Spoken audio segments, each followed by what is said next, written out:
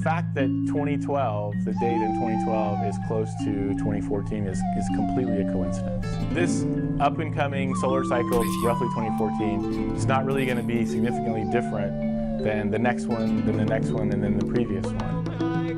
The sun is what we call an active star, and it has a cycle of activity. Over 11 years, we go to higher activity and back down to lower activity. And so this 11 years is fairly steady, and it's been happening through time as far as we can tell. And we always have solar flares. Sometimes we have big ones, sometimes we have small ones. We live on a planet with a very thick atmosphere. And so that atmosphere stops all of the harmful radiation that's produced in the solar flare.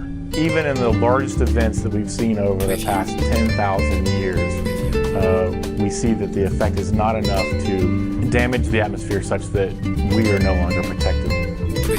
Coronal mass ejections are happening on the sun all the time, and they hit the Earth once or twice a week, sometimes more. And in general, the effects are minimal. If we have a really big one, you can have very strong aurora, but then it can affect satellites and power grids. And so these are the kind of things that people who run these systems know about. And we have warning. These CMEs travel at speeds that mean that they take probably 2 to 3 days to get here. We've learned more and more about storms. We've learned how to better predict the effects, where they're going to go, where they're going to hit. As long as we continue paying attention to it and learning more about it and treating it like we treat a hurricane coming or a huge thunderstorm coming, we can take appropriate measures to prepare for it. We understand the sun well enough with all of the technology and all the science and all of the many spacecraft that we have that are monitoring it 24 hours a day, 7 days a week, to know that this super storm that's going to wipe out the Earth simply isn't going to happen.